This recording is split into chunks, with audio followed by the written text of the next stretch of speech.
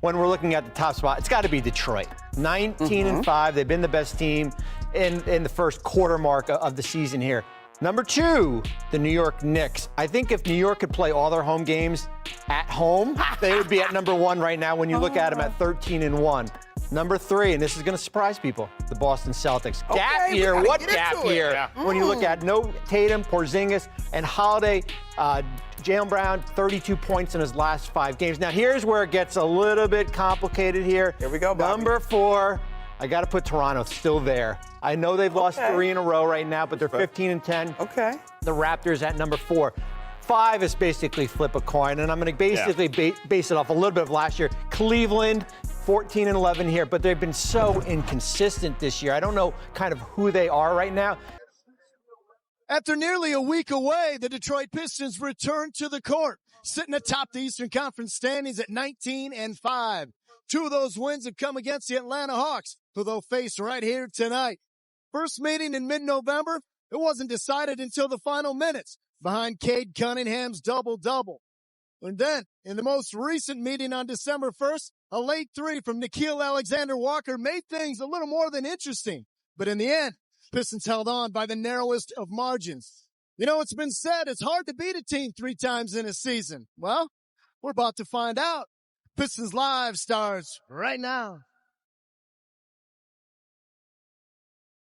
Well, it's been a minute, 6 days to be exact, since the Pistons last played. Shuffling of the schedule for the NBA Cup provided a little respite for the guys. Look at Tobias Harris rocking the bomber look today. They're refreshed and looking fresh. Isaiah Stewart always repping the 3-1-3. Oh, my goodness. Look at Cade. If I wore a hoodie like that, it looked like I was homeless. But he makes it look great. Ron Holland in the house as well. Hey, everybody, and welcome inside. Alongside Grant Long, you rocking a little creamsicle today, huh? Look, creamsicle time? A little bit. Just trying to get ready free spring outfit. Yeah, it's all in a mindset. So obviously with, 5 days of like not playing actual games, how does that help? And could it potentially hurt a team like Detroit that was playing so well? When you're playing well, of course, as a player, you want to continue to play the basketball games because you are riding a sense of rhythm. But at the same time, when you arrive, when you understand that you are a good team, you're able to take this time, do what you need to do, whether it's getting healthy, whether it's looking at more tape, looking at your opponent, trying to hone in on some things that you need to get better at. This is what this time is all about. And I think as a good team, they understand that here in Detroit. Yeah, and I think tonight's going to be a really interesting matchup. It'll be entertaining. It'll be as competitive as heck because, it's the third time they'll face within the last month. I mentioned the first 2 games there really came down to the closing moments. What is it about that these 2 teams, Detroit and Atlanta, which have provided such good matchups? Well, both teams are very young. Both teams like to play in open spaces. You got guys like Ron Holland, Asar Thompson. Then on the other side of the Hawks are very good at turning people over. They've got 3 guys on their side that are in the top 10, top 15 in transition baskets and steals. So that tells you right there that they play with a lot of pace. They create more possessions. And again, that's a game that favors both the Pistons and the Hawks. I said this the last time that these two teams met, that it's going to come down to some fourth quarter heroics. Yeah. Whose hero is going to step up in the fourth quarter? Well, you mentioned Asar Thompson, obviously Ron Holland, Dyson Daniels for them. It's like if you were having a pickup game in an open gym, you'd have a formidable team. Yes, that's pretty much what it's going to look like. They get up and down, pressure defense, turning people over. This is the kind of basketball that you're going to enjoy. Natalie Kerwin caught up with the aforementioned Ron Holland just moments ago. Well, Ron, you guys get a 5-day stretch without any games. How much was this reset needed for you guys, and what did you focus on in practice this week as far as what things you needed to clean up? For sure. It was definitely needed. We got a lot of time to get some rest, you know what I'm saying, kind of just regroup, and now we back to it. The past 2 practices, we've been focusing on making that jump in our communication and really just turning everything we do up another notch so we can become that team that we're trying to be. This will be the 3rd time you've seen this Atlanta team in the last month. How does that change your mindset going into tonight, if at all, just especially knowing their tendencies a little bit better? Yeah, it don't change our mindset. We're still trying to go out there and play Pistons basketball for 48 minutes. We have seen this team a lot in the past month, but that means they know what we're doing and we know what they're doing. So, it's going to be a fun one. Both teams do like to get up and down, and that's really your style of basketball. Mm-hmm. You dropped 17 points against these guys last time. What is it about this Hawks matchup that naturally gets you moving and attacking in transition? That's me trying to do that every single night. But specifically this matchup, me coming off the bench, I see where I can go into the game and impact really well. And I feel like my last game, that's what I've done. And hopefully I can do that this game as well. You talk about coming off the bench. We're at the 25-game mark now, and you have thrived in your role of coming off the bench, or if you've started, you're that energy guy. How comfortable do you feel in what you provide this team? I feel very comfortable. I'm with these guys every day. Being in practice, we've shown a lot of different kind of matchups that we can throw at teams. So, like I said, I'm pretty comfortable with whoever I'm out there with. All right, appreciate it, Ron. We expect another 17-plus performance here tonight. Let's do it. Yes, ma'am. Thank you. Johnny, back to you. Always so polite. Always, yes, ma'am. Yes, ma'am. Right. I'll tell you what, among second-year players, Ron Holland, better than anybody at generating steals, but his offense has obviously been welcomed as well. Natalie mentioned 17 points last time against Atlanta. What is it that makes, what is it about his game? Like, when is he at his best offensively? Well, here's the thing about Ron Holland that everybody should understand. He has found what a lot of young players in the NBA struggle to find this early on, and that's an identity.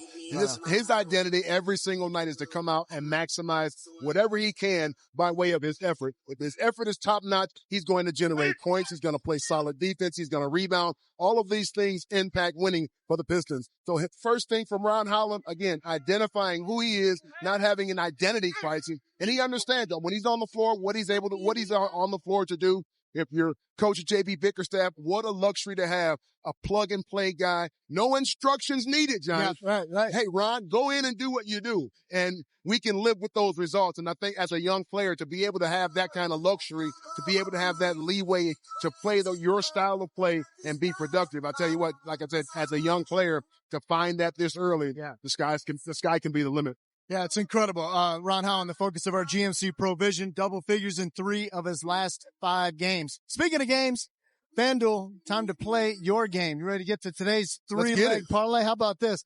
A triple double to consider. That's right. Odds set at plus 268. $10 doing 26.83. Cade Cunningham, double. Jalen Duren, double. Jalen Johnson, double. How about JJ for Atlanta? 2 Jalens in there. Both guys playing above board. Jalen Johnson has been outstanding over his last 5 games. 160, 170 points. He's got 60 rebounds, 49 or 59 assists somewhere in there. Yeah. And he's got 14 made threes, Johnny. So he has been on a tear and has established a very good offensive rhythm. You talk about being able to step up in the absence of Trae Young. This guy got an opportunity to do that, and he has shown the NBA community that he is here and he's going to stay for a long time. With his ability to stretch the floor, he's a great guy when you have the ball in his hands. As far as vision is concerned, he's going to get his other teammates involved. When you think about this guy, he's still a young man in the NBA, but so much knowledge of the game is already upon him, as you can see him during his play. Yeah, fabulous play. Averaging a triple-double over his last 5 games. So obviously the Pistons have to keep him in check here tonight. And if you ever miss a Pistons game, you can catch up with game replays on the FanDuel Sports Network app.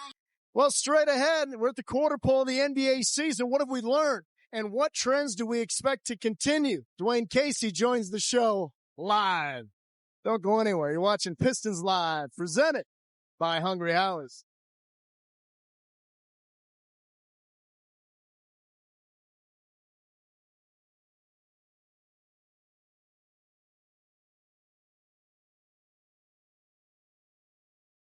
Well, we are a quarter of the way into the NBA season, and we're going to highlight 4 different superlatives here, including the Oklahoma City Thunder, who are off to an historic start, or ahistoric, if you will, on pace with what the Golden State Warriors did back in 2015, 2016. Let's keep in mind also some of the headliners in the early MVP race. Then you've got another MVP caliber player in Cade Cunningham. Of course, they had their 13-game win streak earlier this year, but the injury woes, that goes back to obviously the end of last season as well. You know what it's time for, Grant Long? Absolutely, I do. Don't do that. Let's give the people what they want. Casey's Corner. Casey's Corner. Okay, all right.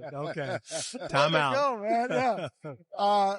First of all, thanks for being on the show. Okay. Always good. Great. You saw some of the storylines that, have dominated the headlines here in the early portion of the season. We talked about Oklahoma City. I remember, and I know you do too, that Golden State team that they put on the floor. Unfortunately. I think we had one of those W's they had when I was in Toronto. For sure. So, yeah. Thought you and everybody else. Yeah. Can Oklahoma City continue the pace that they're on? And is there anybody out west in our Xfinity look around the league that might get in their way? Well, right now I don't see it, Johnny and Grant, just because they're so deep. I mean, those starters can go out. Most of the starters, they haven't played in the fourth quarter. So they're so deep. And with the pace of play of today's game, as many offensive weapons they have, and the level of defense that they're playing at a big-time level. So I don't see a drop-off. And the character of that team, the character of each player on the team, they don't have any knuckleheads. There's no jealousy. They're playing as a team. Yeah. So I don't see a drop-off of their play. All right. Well, Oklahoma City, obviously, they have their star in Shai Gilgeous-Alexander. They got a lot of good players, obviously, but Shai being the top of it for them. When you look at some of the standout stars across the league, we've seen some really, dominant scoring. Guys like, Tyrese Maxey would be one of the guys on the list. It's, not a surprise, but obviously the step forward that he's been able to make. Anybody that stands out to you as far as some of the standout stars in their respective teams? Well, right now, I love our guy. Cade Cunningham is playing at an all-NBA first-team level. I think that's something that's good to see. Also, you have Jalen Johnson tonight. The young man from Atlanta. He's playing at a very high level. Yep. And right there, you have Luka Doncic. You talked about Tyrese Maxey. Jalen Brunson is quietly having another big-time year. Our two-way player that got moved up to a standard contract, Austin Reeves. He come up. Yep. So that whole group right there on the screen, all those guys are having big-time years along with Cade Cunningham. Yeah, and I think all these guys will be able to sustain it. You think about Lauri Markkanen. He was off the charts last year, but now he's the main point in the Utah Jazz offense, so he's going to get his opportunities to score. They go and run their offense through him, so he's going to be the point per game guy for them. He's looking for a Robin to go with the Batman, but I think everybody else is going to stay the same. This is what they do. Yeah, Holy rusted metal. You saw Cade there 11th on the points per game average. Yes. All right. We talk about injuries. Nobody likes it. It's part of the game. Remember at the end of last year with Halliburton and Tatum and Dame Lillard. I mean, and then in the early portion of this season, there's been a bunch of guys. We saw Giannis obviously go down when we were playing him. Trae Young for Atlanta. So Atlanta's still, they're 3 games above 500, but you mentioned Jalen Johnson just a few minutes ago and these Nickeil Walker-Alexander, some of these other guys that have been able to rise up and shine largely without Trae. What does this team look like when he comes back? Are they better? Perhaps they could be. They will be better because anytime you add a dynamic player like Trae Young, you're going to be better. So I don't take that, but it is an opportunity for a young man like Jalen Johnson to come up and shine and take that usage away from what Trae had, the ball handling, the pick and roll opportunities. All those things are huge. And you mentioned the injury thing. Yeah. I think that's a touchy subject right now in our league. Yeah. But the pace of play, you see teams picking up full court right now. The number of miles each player has on his body today versus, 10 years ago is unbelievable. And I do think that's causing some of the soft tissue injuries. I know the league doesn't agree with that, and I'll probably get in trouble with that. I'm not a doctor, but I think if you look at the pure math of the number of miles the players are putting on their bodies, that's why you have so many players that are injured with the soft tissue injury. Yeah, I'm not a doctor, nor do I play one on television, but here's my take on that, Coach. Right. You mentioned there's a lot of miles on these players, but I don't think it's from the gameplay. It's because of all the specific training that they do. They're not in shape to play up and down basketball. If you look at across the landscape of the NBA and basketball players coming into the league and even in college, everything is a drill. Every workout is a drill. Right. Nobody gets up and down and actually plays the game. And I think once they start playing, that's why you see so many guys coming out, give me a blow after 5 minutes. When we would play 35 or 40 minutes and wouldn't ask to come out of the game because guys practice through drill work instead of playing. Well, I think some of that too, exhibition, guys don't take that as seriously as they should, but it takes the first 15, 20 games. We're in the first quarter of the season right now.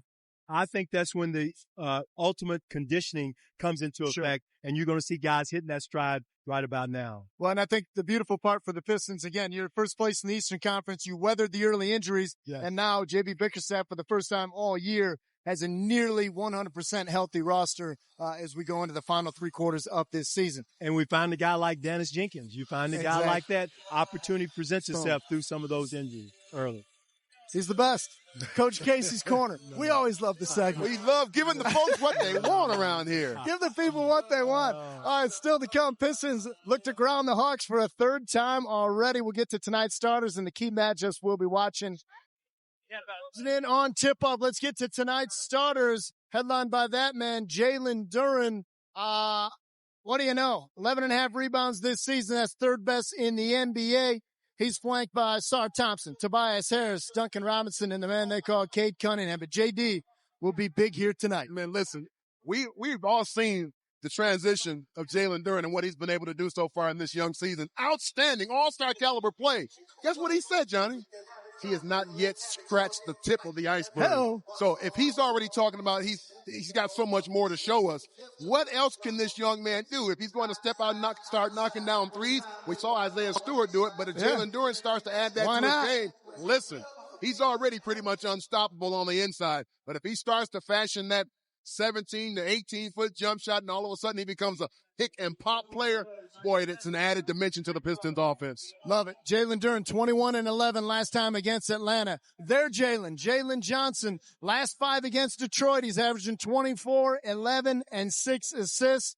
He'll be flanked by Zachary Risache.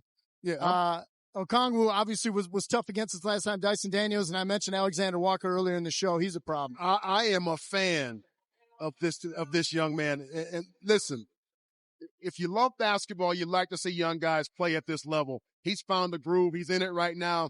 He wants to play every night, Johnny. He's a facilitator. If he needs to get the ball in the basket, he can do that from the deep line. He can also drive to the basket. He's a 3-level scorer. And to find that young, the Hawks have found a diamond in the rough with this guy. All right, well, you mentioned earlier in the show, last 2 times we played this team, you said it's going to come down to the fourth quarter. Let's go back to the fourth quarters because Atlanta was able to make those games tough. Once at their place, once at our place. This is the November 18th meeting. Hey, listen, when you're dubbed as a guy that can carry your team in the fourth quarter, as Cade is, you accept that responsibility. He certainly has. Rises up here with the double team and knocks down the 3. Here he is moving without the ball, and that's what you have to do if you're going to be a fourth quarter scorer. Be creative in how you score. Moving without the ball, gets one right at the basket. One-on-one opportunities. Look at the screen set here by Duren. But look what Cade is looking at. He's got a nice option to just attack the defense, get to the painted area, elevate.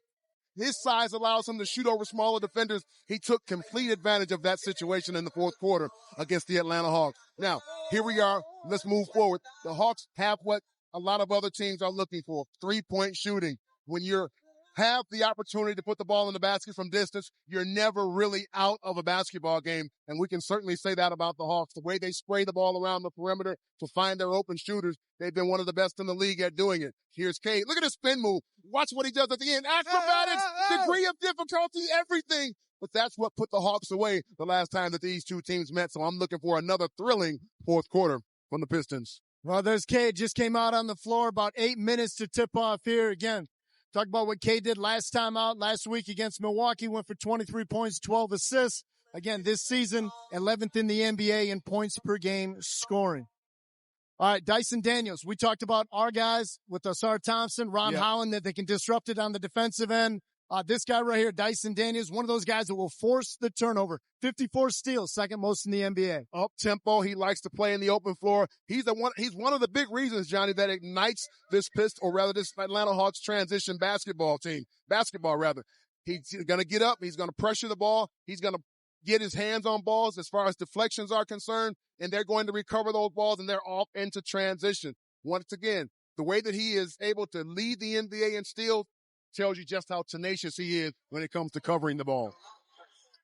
All right, so Dyson Daniels, again, got to make sure your passes are crisp and clean when you're being defended by that guy. Obviously, Duncan Robinson's going to be a guy from the perimeter you'd like to see. Hey, one thing I want to hit on before we go. Again, points off turnovers. You hit on it. We've hit on it. You're talking about 2 of the top 4 teams in the NBA. This is what makes this matchup so compelling because both these teams say, hey, we're the best at turning people over and getting points in transition.